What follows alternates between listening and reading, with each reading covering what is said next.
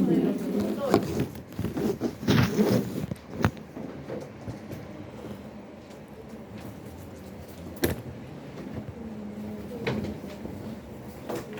Los receptores para los neurotransmisores pueden ser de dos tipos, hablando de más. Pueden ser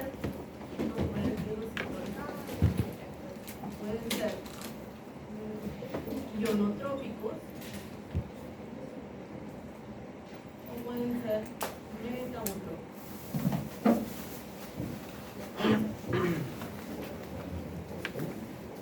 Ionotrópicos y metabotrópicos, que son los que estamos viendo aquí en la pizarra en el gráfico. Los primeros, que son los que estoy señalando, son receptores ionotrópicos. Son los más simples, son los más sencillos, ¿por qué? Porque son canales iónicos, de ahí su nombre de ionotrópicos. Que significa que el neurotransmisor, una vez que se une a su sitio de unión en el receptor, hace que el canal se abra, permitiendo el ingreso de un ion. Puede ser sodio, puede ser calcio, puede ser cloro, ¿no? Dependiendo, ¿sí?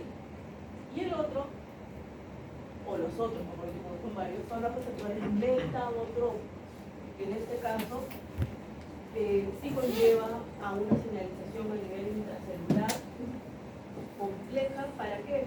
Para permitir que finalmente un ion pueda ingresar o pueda salir. Pero es, digamos, son algo más lentos que los anteriores. ¿Por qué? Porque conlleva justamente a esa señalización molecular. De hecho, la semana pasada ustedes ya vieron un tipo de receptor metabotrópico que eran los alfa-1 que estaban acoplados a proteína G. ¿Sí? Y aquí tenemos les he hecho el gráfico, no sé si se llega a ver. Fue lo que nosotros vimos. Y hoy día vamos a ver dos tipos de proteínas G más. Vamos a ver GQ, GS y GI. En el caso de la GQ, que es la que ustedes conocen, podemos tomar el mismo ejemplo, que es el receptor alfa-1.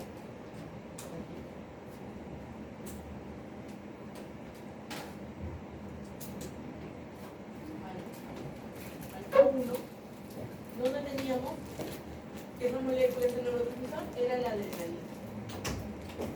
¿Sí? Es la adrenalina. Entonces, una vez que la adrenalina se unía a ese receptor alfa-1, que está acoplado a la proteína GQ, esa proteína GQ se activa.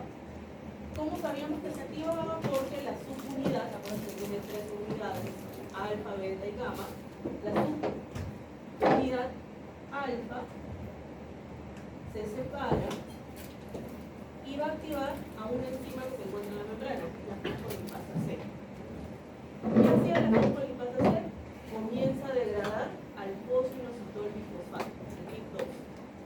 Fosfoinositol bifosfato y nos daba segundos mensajeros, que era el inositol trifosfato y el desilglicerol. El inositol trifosfato, como segundo mensajero, se dirigía al retículo sarcoplámico, en donde tiene receptores, y una vez que se unía a esos receptores permitía la salida de calcio. ¿Para qué? Para aumentar la vasoconstricción. Porque ese fue el ejemplo que nosotros vimos en clase. Y por otro lado, el desilglicerol lo que hace es activar a la proteína C. ¿Qué hacían las proteínas C? Cuando activaban, fosforilaban proteínas. Por lo tanto, lo que hace la proteína C es fosforilar canales de calcio. Se abren los canales de calcio, el calcio comienza a ingresar a nivel intracelular. Por lo tanto, también va a generar una vasoconstricción como respuesta. Eso fue lo que vimos. Esto es relacionado a la proteína GQ. Entonces, lo que hace la GQ es estimular, excitar.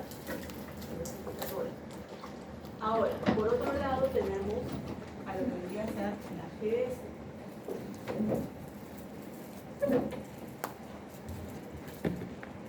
También podemos tomar de ejemplo a lo que vendría a ser la adrenalina.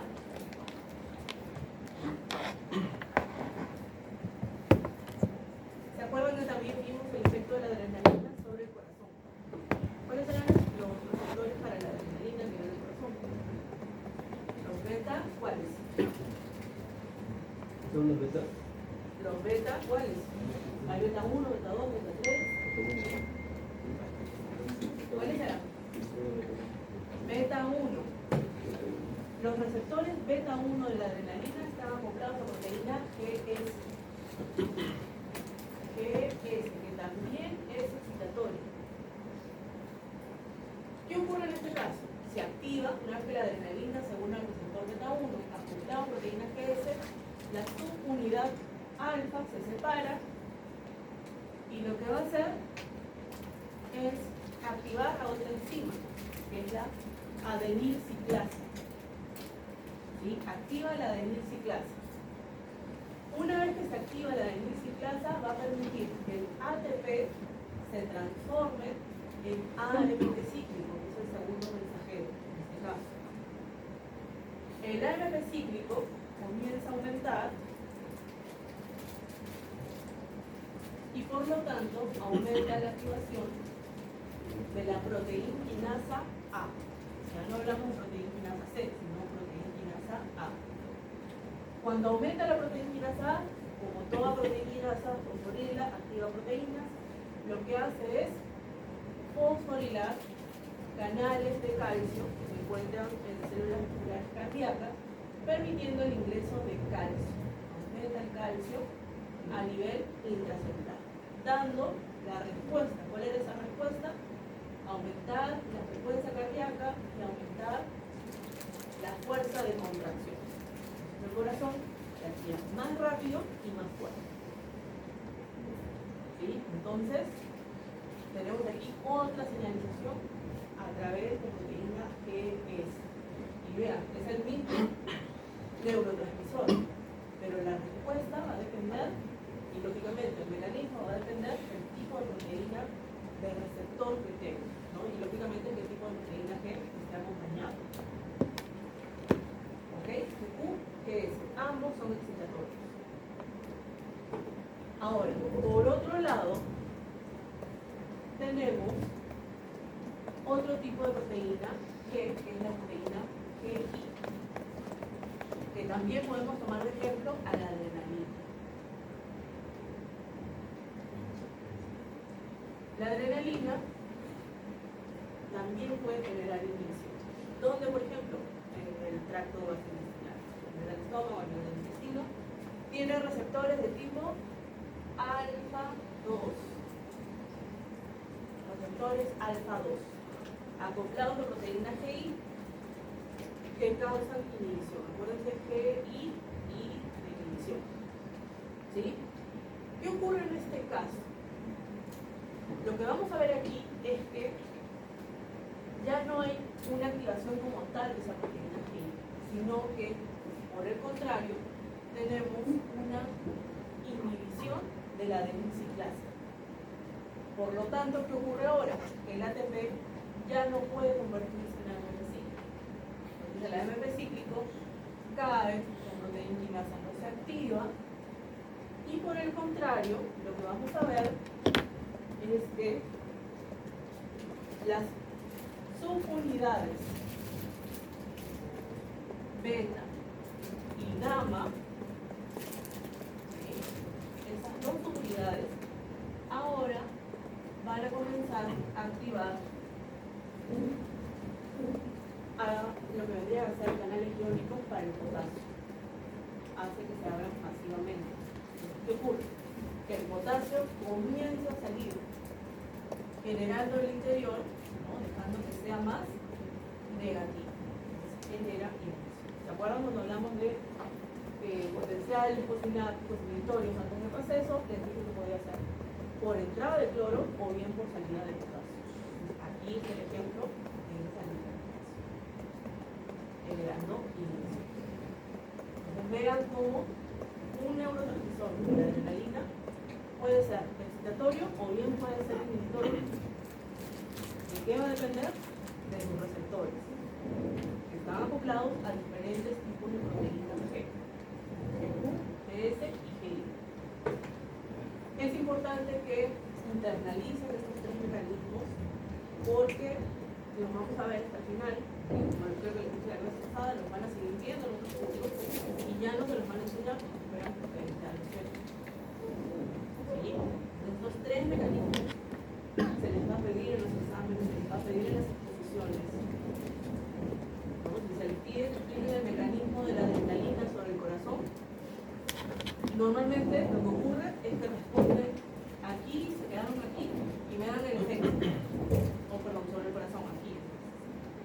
Me colocan esta primera parte y el efecto. Y se olvidaron de todo lo demás, que es lo que les interesa, que es lo fisiológico.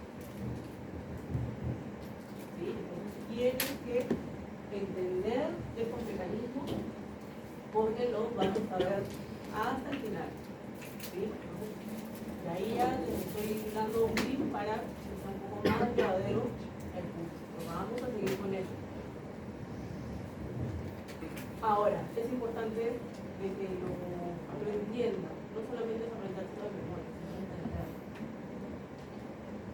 ¿Sí? Porque incluso yo sé que en exposiciones, en la práctica, incluso yo sé que la profe les va a hacer igual. Y en el examen se les puede pedir también que grafiquen y expliquen. Entonces, vayan prepararnos. Muy bien. Queda claro entonces sobre los receptores metabotrópicos. ¿Por ahí alguna duda?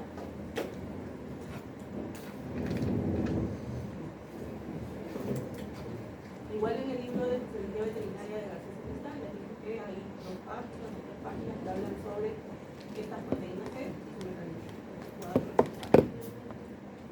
No se relata, no se publica.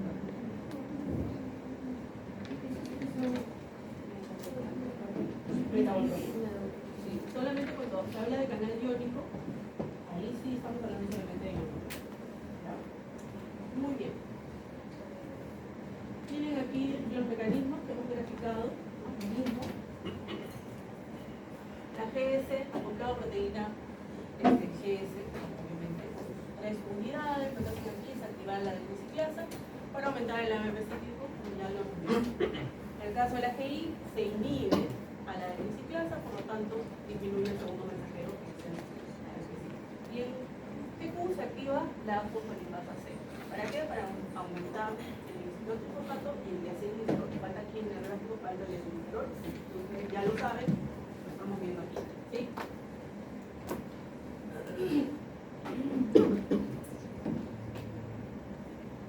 Muy bien, entonces ahora sí vamos a empezar con los profesores ya de manera particular. Y vamos a empezar con la sinapsis colinérgica. Cuando se les pide en el examen explicar, en una exposición, explicar sinapsis colinérgica, ustedes tienen que hablar de un neurotransmisor que se llama acetilcolina.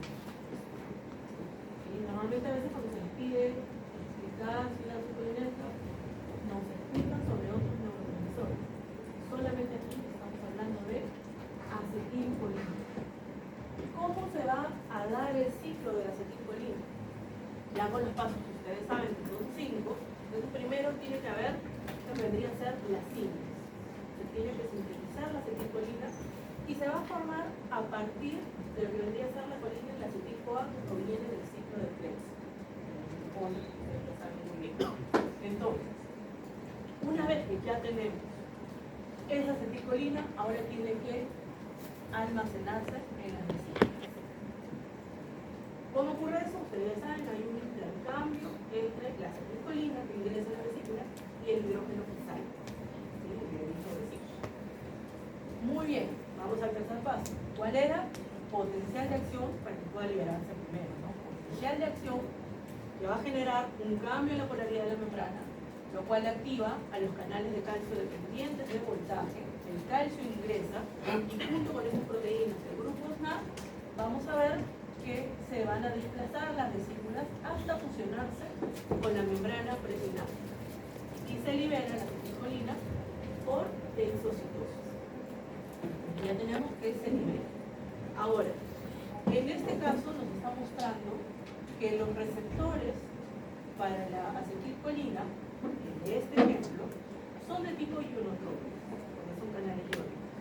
Porque ya les digo que la acetilcolina tiene receptores ionotrópicos y también metabotrópicos, tiene de los dos tipos. ¿Sí? Entonces, en este caso, cuando se une la acetilcolina a su receptor, ahí estamos hablando de la acción sobre el receptor, se abre el canal permitiendo el ingreso de activa la membrana electropositiva, generando potencia de tensión. Como vemos aquí, para generar un efecto, como por ejemplo la contracción del músculo. ¿Sí? Ahora, a continuación, quedaba el metabolismo y la recaptación, si era el caso. No puede quedar acetilcolina aquí en la hendidura sináptica porque eso sobreestimularía los receptores, generando posiblemente una tetanización del músculo, es decir, una sobrecontracción. El animal no va a poder ni moverse. ¿Okay? Eso lo van a ver en ejercicios con la profe, pero ya ustedes ya saben la teoría, ¿no? Entonces, para eso existe una enzima que es la acetilcolinesterasa.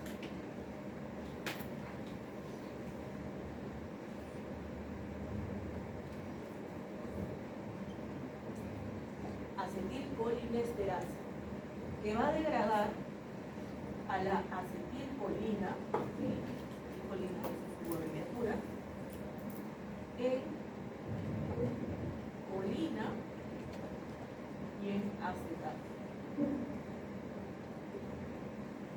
Colina y acetato. La colina va a ser recaptada por el otro terminal. ¿Para qué? Para volver a formar acetilcolina. Bueno, unirse la acetilcolina, tenemos otra vez acetilcolina y sigue el ciclo. Y en el caso del acetato, seguirá otras rutas metabólicas hasta que el grupo pueda eliminarse por medio de la vuelta. Y ese sería el ciclo. ¿Ok? ¿Alguna duda, alguna pregunta?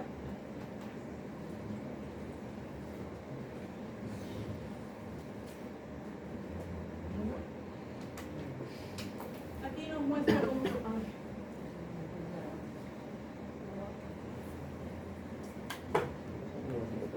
cómo se da ese.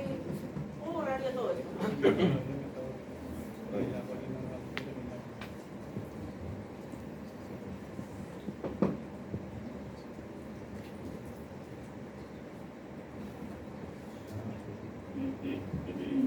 Vean cómo las vesículas están llenas de hidrógeno y para que pueda almacenarse el segundo paso, una vez que ya se forma la acetilcolina, hay un intercambio.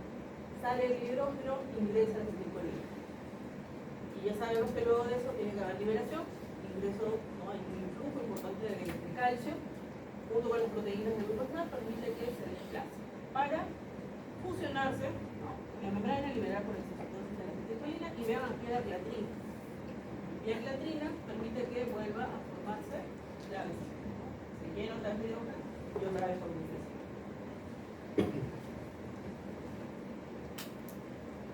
Tenemos aquí los receptores para la acetilcolina. Tiene, como les dije, receptores ionotrópicos y metabotrópicos. Eso es lo macro, lo general. Pero nosotros aquí ya tenemos que saber los nombres específicos. En el caso de los ionotrópicos, se denominan nicotínicos. Y los metabotrópicos se denominan muscarínicos. Nicotínicos y muscarínicos.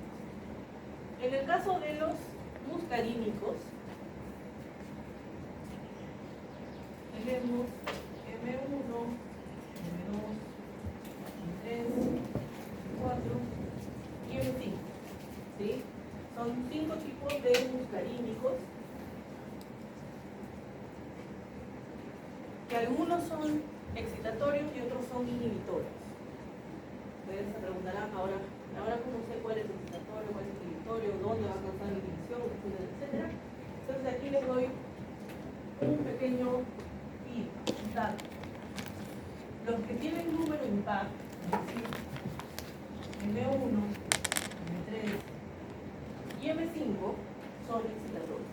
Están acoplados a proteína PQ.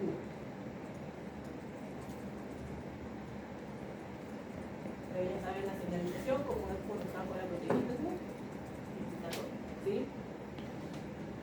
Y los que tienen el número par, M2, M4, son inhibitores, están acoplados a proteína PI.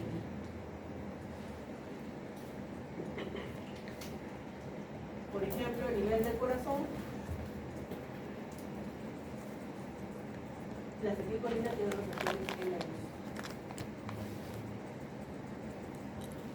por esa señalización a nivel intracelular lo que hace es de que disminuya la frecuencia cardíaca y por ende disminuye la frecuencia. A diferencia del simpático con la adrenalina que hacía que aumente, ¿no? Que ya lo hemos visto la semana pasada y lo hemos visto ahora mismo. Entonces, aquí los M2, por ejemplo, hacen de que disminuya la frecuencia cardíaca. ¿Ok? Ahora, en el caso de los nicotínicos, que son ionotrópicos, los canales iónicos, se pueden dividir en N1 y N2. Los N1 se encuentran, por ejemplo, entre las fibras pre- y postganglionares del sistema nervioso autónomo. O también los vamos a encontrar, por ejemplo, los N2, ¿sí? Los vamos a encontrar en el músculo esquelético. Es decir, las motoneuronas alfa van a liberar acetilcolina, se van a unir a sus receptores nicotínicos, N2, permitiendo que se pueda dar la contracción del músculo. ¿Cuál es el secreto aquí de los nicotínicos? Que son canales iónicos que permiten el ingreso del sol. Entonces siempre van a generar excitación potenciales o sinápticos de tipo excitatorio. ¿Por qué? Porque siempre va a estar ingresando sol. ¿Ya? Entonces no se olviden de eso. ¿Queda claro, chicos? Aquí nos muestra esta diapositiva con unos gráficos sencillitos en realidad, en donde tenemos esa diferencia entre nicotínicos y muscarínicos. Y nos muestra la acetilcolina según su receptor nicotínico, permitiendo el ingreso de sol.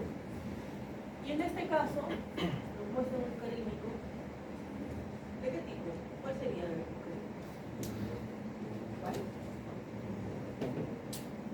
¿Cuál? M2. Ya sería inhibidor, sería M2, un M4, ¿no? En este caso, la acetilcolina, según a su receptor muscarínico 2 o 4, acoplado proteína G, y por esa señalización que hemos explicado en la pizarra, va a generar que se abran los canales de potasio, haciendo que salgan del exterior, dejando al interior electronegativo. Tenemos que va a generar un potencial posináptico de tipo inhibitorio o hiperpolarizante. ¿Sí? ¿Alguna duda sobre la acetilcolina?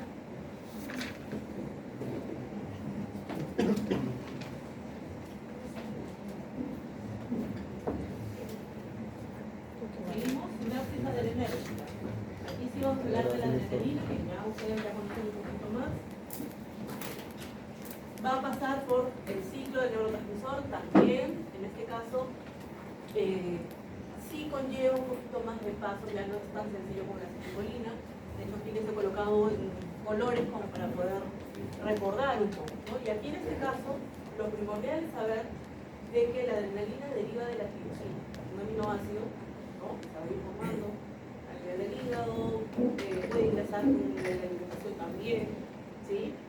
Va a llegar a lo que vendrían a ser estas neuronas, a estos botones terminales, que van a liberar adrenalina, como por ejemplo ocurre con las fibras postganglionares del simpático. Y a través de una cascada enzimmática se va a dar el proceso de síntesis de la adrenalina. Entonces, de tirosina, a través de la tirosina hidroxilasa, nos va a dar L-dopa, o simplemente dopa, algunos tienen como dopa. ¿Sí? Y luego, la L-dopa, por otra enzima, ¿sí? Que vendría a ser la dopa descarboxilasa, se convierte en dopamina. Y la dopamina se va a estar almacenando en las vesículas por ese intercambio con hidrógeno. Y dentro de la vesícula es ahí donde va a continuar su proceso de formación de noradrenalina o de adrenalina. En el caso de lo que vendría a ser el paso de dopamina a noradrenalina, tenemos a la dopamina beta hidroxilasa. Dopamina beta hidroxilasa. Mira aquí. Que la va a convertir en noradrenalina. Y dentro de la vesícula puede quedar como noradrenalina, pero en muchos casos va a terminar como adrenalina y va a terminar esa transformación a través de otra enzima, ¿no? Que es la feniletanolamina, ¿sí? ¿sí? N-metiltransferasa, aquí les he colocado el nombre. Es la que finalmente consolida la formación de la adrenalina. Ya tenemos la adrenalina siempre en nuestra vesícula. Necesitamos que se libere. Necesitamos el potencial de acción que llega hasta el botón terminal. Se abren los canales de calcio a partir del voltaje. Ingresa el calcio y con la ayuda de las proteínas neuronales permite que se desplace y se fusione con la membrana. Se libera por exocitosis, ¿sí? Libera la actividad dinámica. ¿Para qué? Para poder unirse a sus receptores específicos, que son receptores adrenérgicos. Aquí vamos a tener a los receptores alfa y beta. Tenemos alfa 1, alfa 2, beta 1, beta 2 y beta 3. Los alfa 1 son excitatorios o inhibitorios. Excitatorios, ¿no? ¿Por qué? ¿Por qué? Están acoplados a la proteína BQ. ¿Los alfa 2 son excitatorios o inhibitorios? Son inhibitorios, acoplados a la proteína B. Y en el caso de los beta, ¿son excitatorios o son inhibitorios? ¿Qué hacían sobre el corazón? ¿Excitaban o no? O inhibían. Excitaban, aumentaban la frecuencia cardíaca, bueno, y la fuerza de ejecución. En este caso, están acoplados a la proteína PS. ¿Sí? Todos los beta están acoplados a la proteína PS. Pero aquí, a veces ustedes saben que en toda regla hay una excepción. Y la excepción está aquí en los beta 2. Los beta 2. En el sentido de que, si bien vemos que está acoplado a la proteína GS, que va a tener esa señalización de la GS, al final va a generar que salga potasio, haciendo que el interior se mueva. ¿Cuál es el motivo? Ya la naturaleza, la genética, no sé. Está establecido de esa manera, ¿no? Por más que tenga todo este mecanismo excitatorio, va a generar que salga potasio. Por eso, por ejemplo, a ver, a nivel de las vías respiratorias, hay receptores beta 2 a nivel del bronquio. Nosotros esperaríamos, como está acoplado a proteínas que genere broncoconstricción, pero en realidad va a generar broncodilatación por su mecanismo.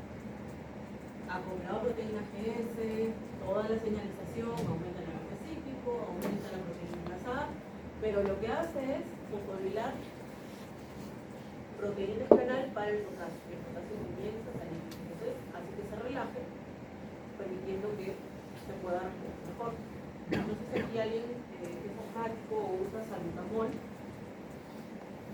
El salbutamol es un fármaco, por redundancia, que tiene receptores o actúa sobre los receptores beta 2, permitiendo que se pueda respirar mejor, ¿no? Que deje de toser. Entonces, tiene el mismo efecto. Hace que se abran los canales para el potasio.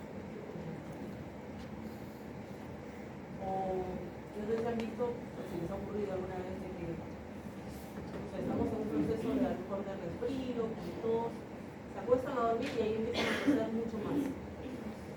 ¿Por qué? Porque en ese caso el sistema nervioso autónomo parasimpático está activado. El neurotransmisor que comienza a liberarse es acetilcolina. Y la acetilcolina sobre las vías respiratorias tiene receptores M1, M3 que generan que se contraen, que son respiratorios. Entonces generan broncoconstricción, que da esa sensación de ahogo, de tos.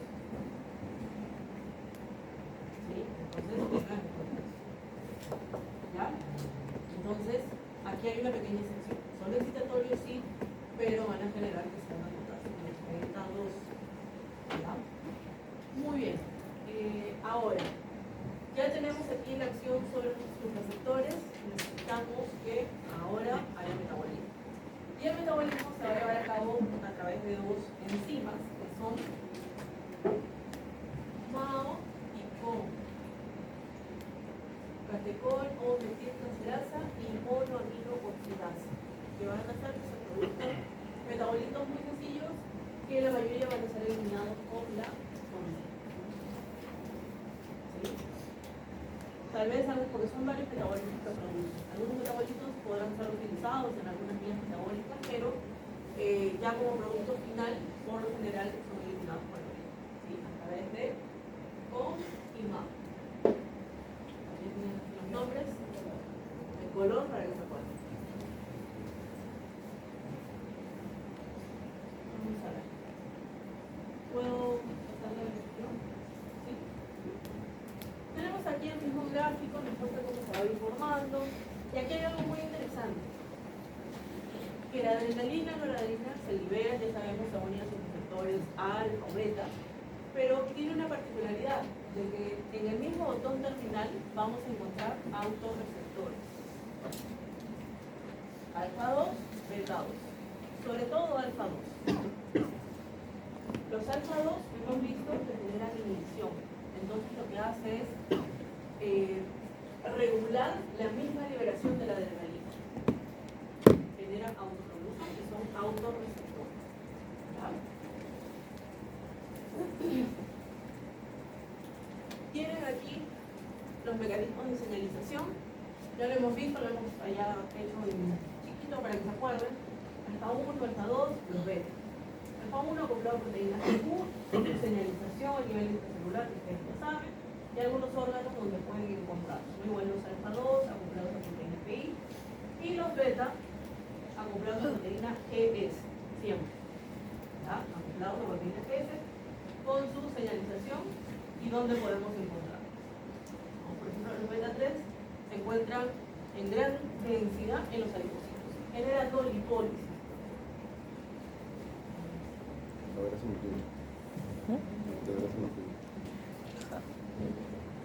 ¿Alguna duda sobre la adrenalina?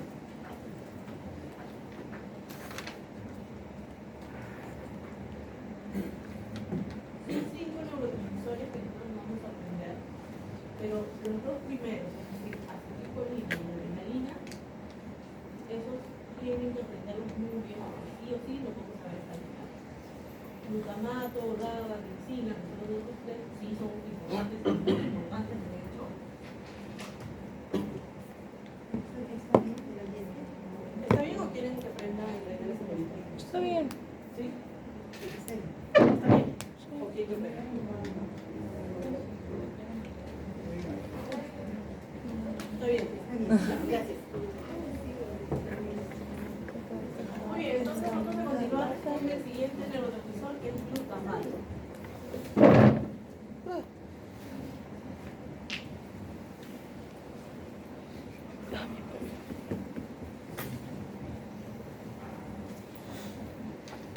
El glutamato es un neurotransmisor excitatorio. Siempre tiene una función excitatoria que tiene diferentes tipos de receptores. De hecho, tiene 4 tipos de receptores. Tiene 3 de tipo ionotrópico y 1 de tipo beta-eutrópico. Para los otros, aquí en fisiología, lo que vamos a estudiar son los dos ionotrópicos. Son los receptores AMPA y los receptores NMDA. Así que los vamos a ver en los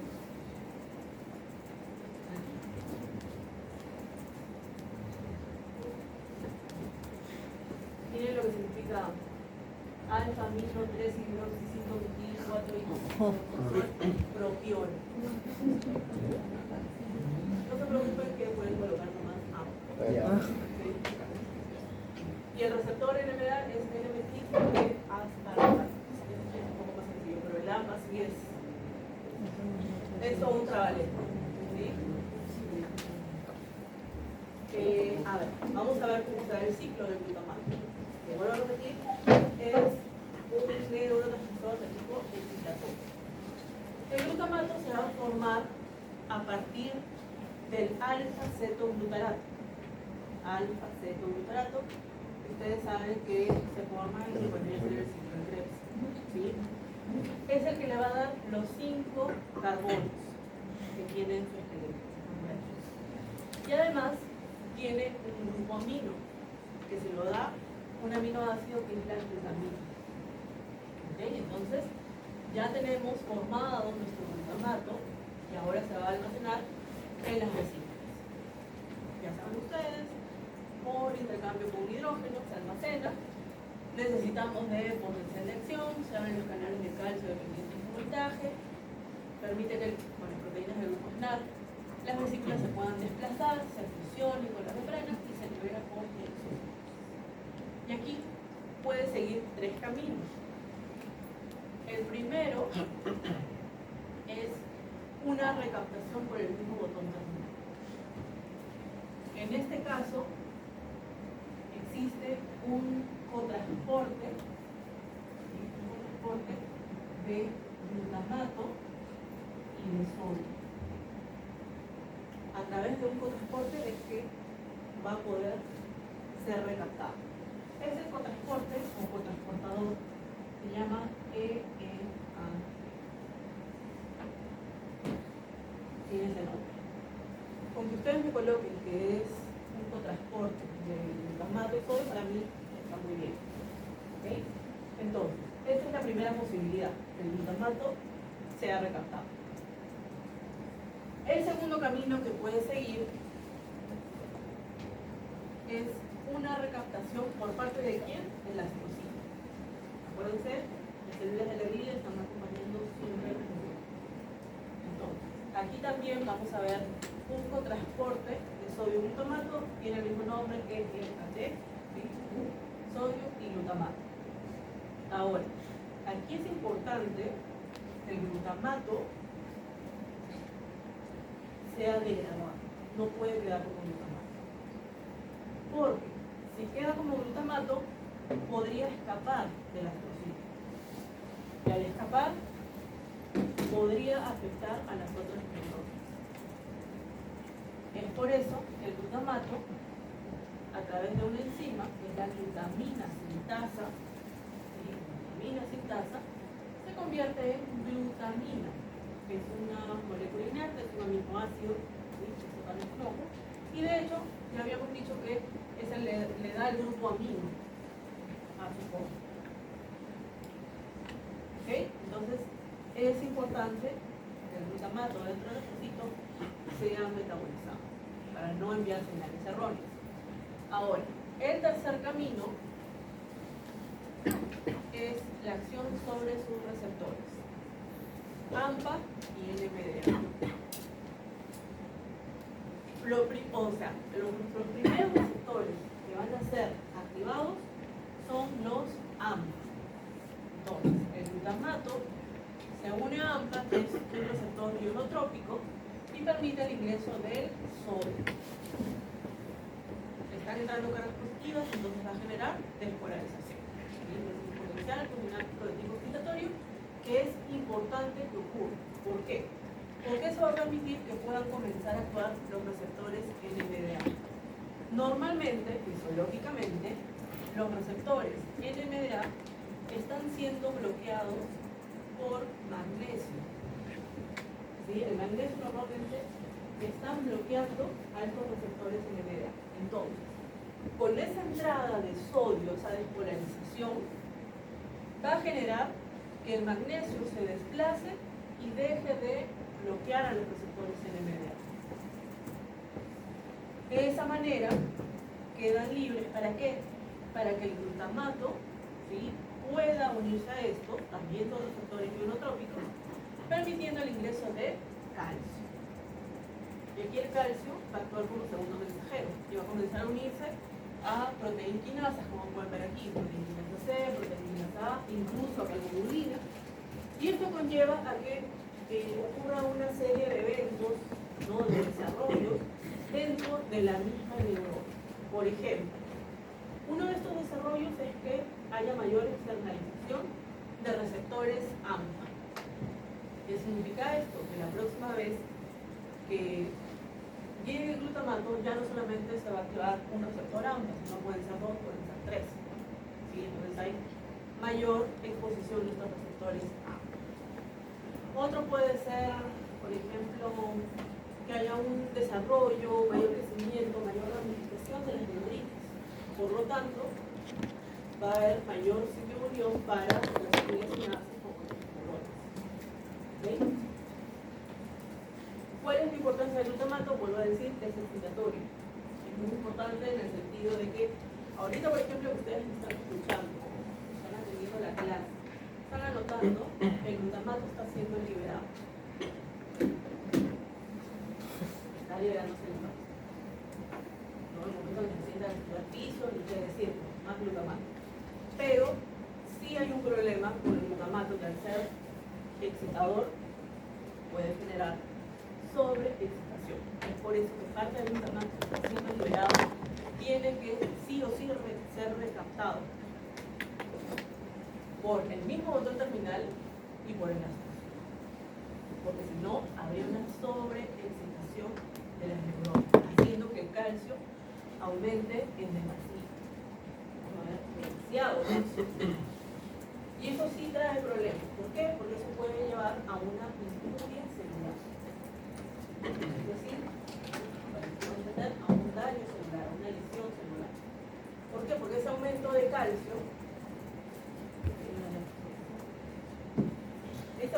calcio, genera que haya un incremento de radicales libres.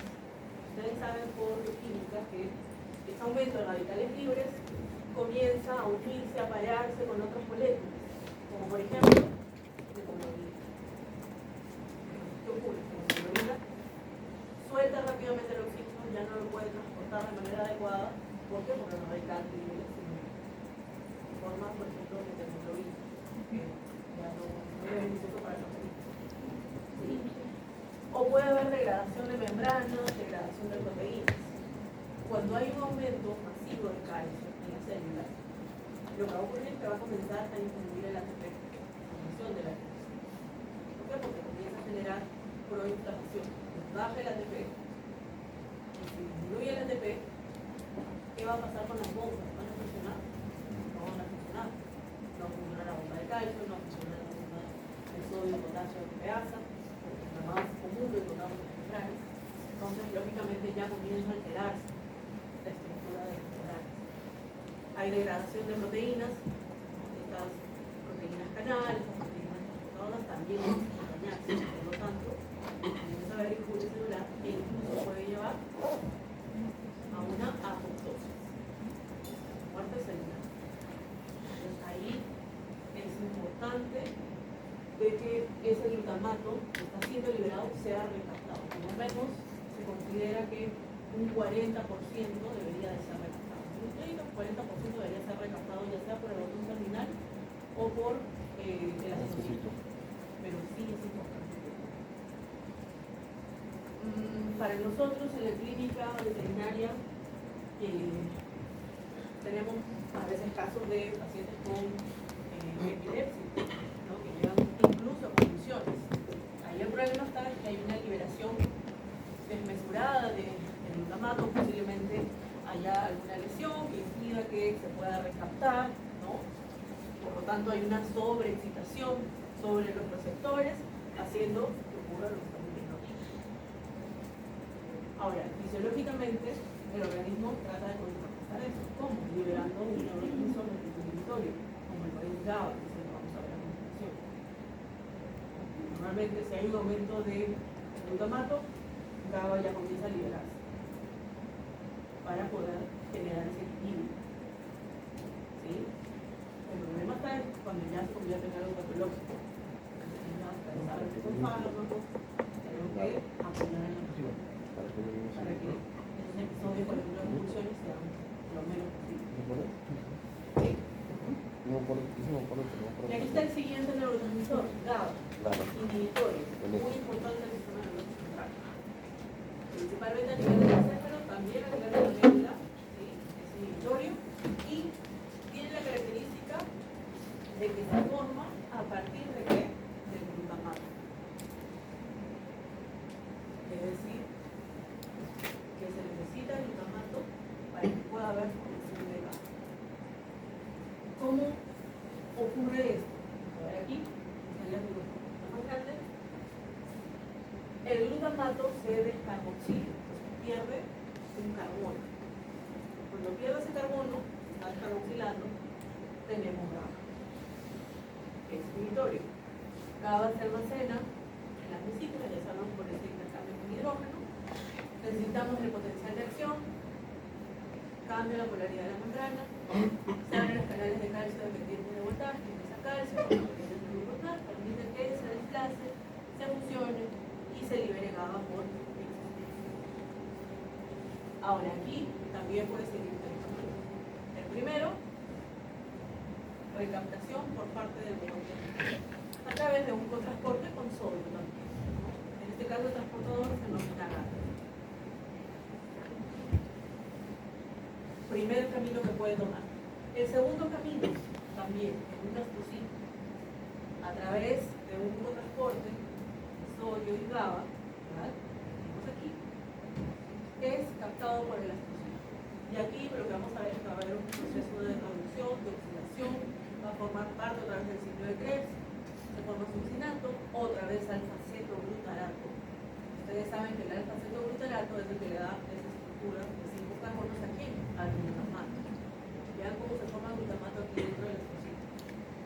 Pero ya sabemos que no puede estar con glutamato, porque si no, podría escapar y enviar señales erróneas.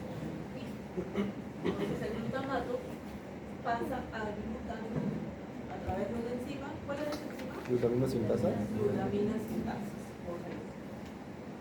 ¿Sí? Entonces queda como una molécula inerte y no hay ningún problema. Y posteriormente ayudará a que se pueda formar otra vez glutamato. Ese es el segundo camino. El tercero es la unión sobre sus receptores. ¿Okay? Los receptores de GABA son GABA A y GABA B. En algunos libros, en algunos artículos, ustedes pueden encontrar que hay GABA C, pero en los últimos estudios se dieron cuenta que los GABA C eran los múltiplos de GABA A. Los GABA A son ionotrópicos y los GABA B son beta-otrópicos. Ambos van a generar inhibición, solamente que por dos mecanismos diferentes. En el caso de los GABA A, son los más sencillos porque GABA se une a su receptor ionotrópico, GABA A, haciendo que se abra el canal de cloro. El cloro ingresa generando inhibición. Negativo, potencial posináptico inhibitorio. Ahora, en el caso de GABA B, es un receptor metabotrópico, al ser inhibitorio, entonces estaría acoplado a qué tipo de proteína G. GI. Muy bien. Proteína GI, con su señalización, ustedes ya saben que la adenosina no se activa, por lo tanto, el ATP no se puede convertir en ADP cíclico, que disminuye. La proteína A también no se activa, disminuye.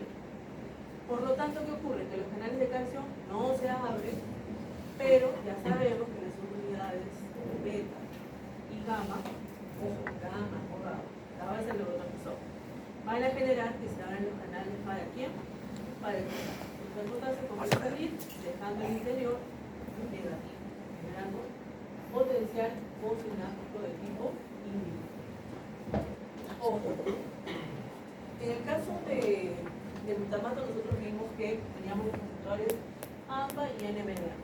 En el caso de GABA, no necesariamente significa que vamos a encontrar GABA A, GABA B. Podemos encontrar solamente GABA A, o en algunas neuronas podemos encontrar solamente GABA B, o podemos encontrar los dos. ¿Sí? Es una pequeña diferencia que quería decir. Ahora, en este caso, nos muestra un receptor GABA A, el cual ya sabemos que GABA A es ionotrópico, que permite el ingreso de cloro. Está formado por subunidades. Tenemos 2 alfa, 2 beta y una gamma. Normalmente, fisiológicamente, cuando llega GABA, se une entre las subunidades alfa y beta. Alfa y beta, y aquí también, aquí estaría faltando, ya si ustedes me entienden. Aquí también, ¿ya? Ahí también, ahí llega GABA. Fisiológicamente ya les dije que le hace el equilibrio al que se debería ser al glutamato. Pero ¿qué pasa si tenemos pacientes con epilepsia, con convulsiones, y que ya el organismo fisiológicamente ya no responde? Entonces nosotros debemos de administrarle algunos fármacos, hay muchísimos, pero entre los dos grupos más conocidos están las benzodiazepinas y los barbitúricos. En el caso de las benzodiazepinas, por ejemplo, a lo mejor ustedes han escuchado hablar del clonazepam. ¿Sí? Para nosotros en la medicina veterinaria es el diazepam, inyectable. Cuando nosotros le aplicamos el diazepam, va a llegar hasta estos receptores GABA y se va a unir entre las subunidades alfa y gamma. Y lo que hace es que aumente la frecuencia de la apertura del canal de cloro. En vez de que se abra, por decirles, una vez, hace que se abra más veces, permitiendo el ingreso de mayor cantidad de cloro, generando una inhibición más fuerte. ¿Sí? Y en el caso de los barbitúricos, como por ejemplo el fenobarbital, que seguramente ustedes habrán escuchado, su sitio de unión se encuentra entre las unidades beta y gamma. Y cuando se une, lo que hace es que el canal de cloro permanezca abierto durante más tiempo. En vez de que se abra durante, por decirles, 100 milisegundos, se abre durante 300 milisegundos. Permanece abierto durante más tiempo. ¿Para qué? Para que el cloro tenga más tiempo de poder utilizar. Y de esa manera generar la inhibición. ¿Okay? Esto es para que entiendan cómo funcionan estos canales. Yo sé que ustedes van a tener el curso de fármaco, donde ahí se van a hablar mucho más detallado, incluso con otros fármacos, pero se van a acordar de estos receptores de trabajo. Es ahí donde actúan. Son lo que se conoce como agonistas. ¿Por qué? Porque actúa como si fuese GABA, solamente que es potenciando, ¿no?, a estos receptores para generar una inhibición mayor, una inhibición más fuerte. ¿Sí? ¿Alguna duda? ¿Alguna pregunta?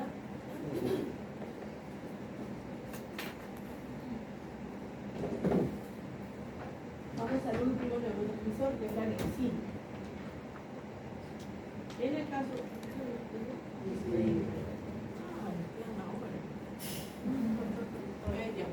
Yo creo que sí terminamos. En el caso de la glicina, es otro neurotransmisor tipo inhibidor. Lo vamos a encontrar en el sistema nervioso central, a nivel del encéfalo, pero sobre todo a nivel de la médula. ¿Sí? En este caso, se forma a partir de la fosfoserina por acción enzimática, como pueden ver aquí. Comer penselina y de selina pasa a glicina. Tienen los nombres de las enzimas. No voy a ser muy quisquillosa en preguntarme, no son complicados. Entonces, una vez que tenemos formada la glicina, se va a almacenar en sus vesículas. Ya sabemos, con intercambio con hidrógeno, necesitamos potencial de acción, entrada de calcio o la proteína de glucosa, se desplazan, se fusionan con la membrana y se liberan por exocytosis.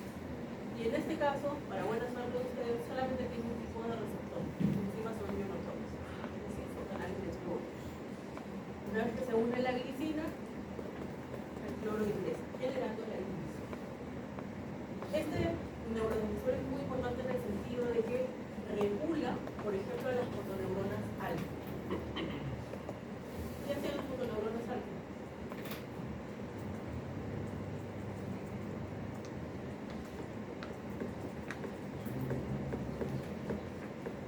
¿Qué liberan las fotoneuronas alfa?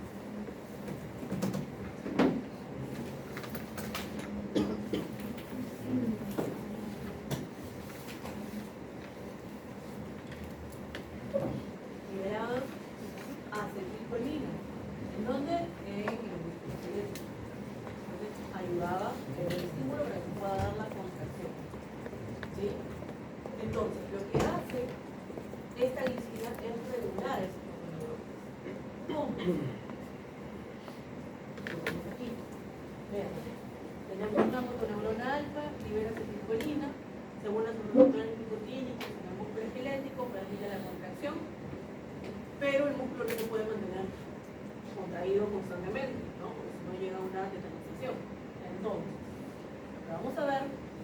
es de que tenemos interneuronas inhibitorias a nivel de la médula que van a estar liberando glicina o incluso GABA, también puede, pero aquí la glicina es nuestro tema en este momento. Entonces se libera glicina y va a regular a la motoneurona alfa. ¿Para qué? Para que deje de liberar acetilcolina y que pueda haber relajación.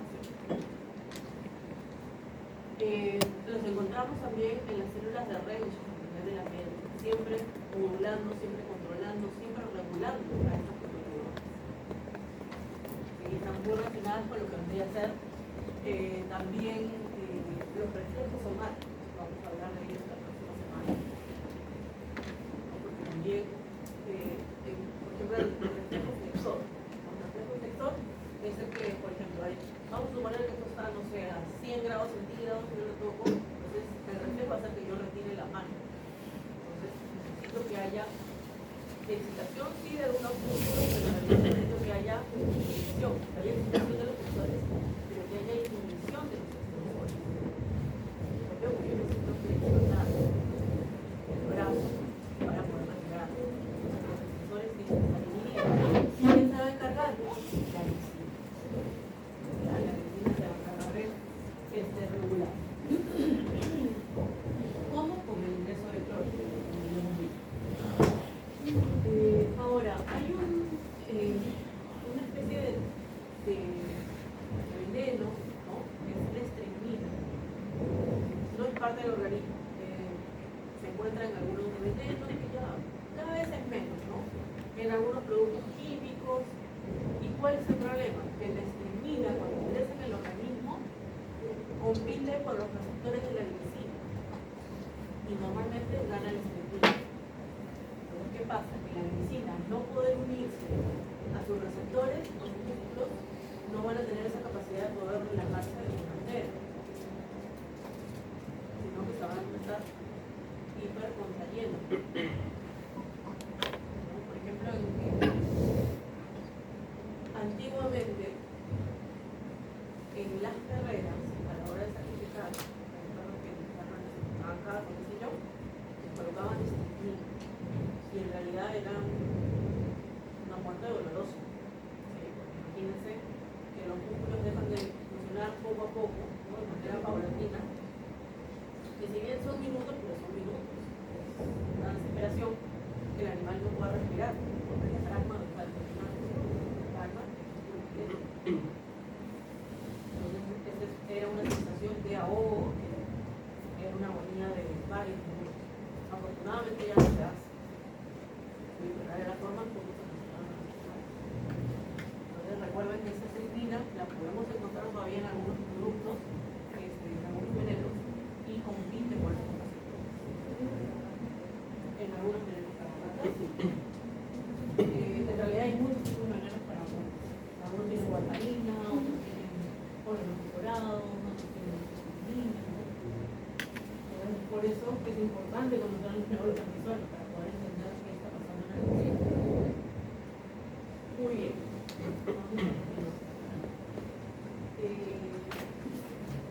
¿Quieren un proceso de 5 minutos? Muy bien.